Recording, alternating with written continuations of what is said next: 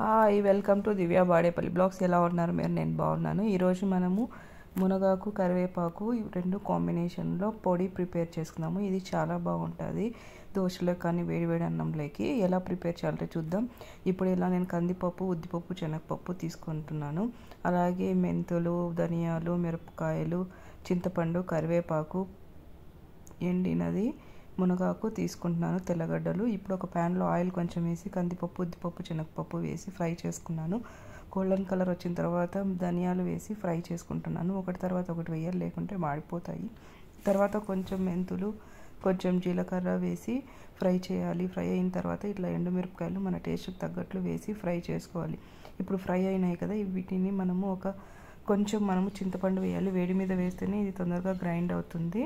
ఇప్పుడు మనము ప్లేట్లోకి తీసి పక్కన పెట్టుకొని ఇప్పుడు ఎండిన కరివేపాకును వేసి ఫ్రై చేసుకున్నాం.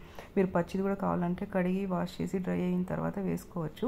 ఇలా ఫ్రై అయింది, పక్కన పెట్టుకున్నాం. అలాగే ఎండిన మునగాకు కూడా వేసి ఫ్రై చేసుకున్నాము. ఇప్పుడు కొంచెం ఇవంతా చల్లారే వరకు పక్కన పెట్టుకుందాము. మీరు పచ్చివైనా వేసి ఫ్రై చేసుకోవచ్చు. ఇప్పుడు చల్లారాయి. వీటిని ఫస్ట్ మనం పప్పులు ఇవంతా గ్రైండ్ చేసుకుందాము.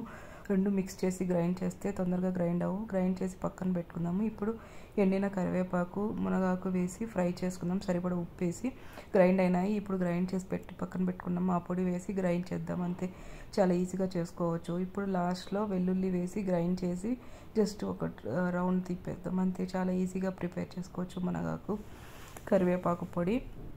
ఇది చాలా బాగుంటుంది, మంచిది. హెల్త్ కూడా చాలా బెనిఫిట్స్ ఉన్నాయి. హెయిర్ గ్రోత్, ఇంకా హెల్త్ బెనిఫిట్స్ చాలా ఉన్నాయి. మీకు ఈ వీడియో నచ్చినట్లయితే మరిన్ని వీడియోస్ కోసం నా ఛానల్ని సబ్స్క్రైబ్ చేయండి, లైక్ చేయండి, షేర్ చేయండి.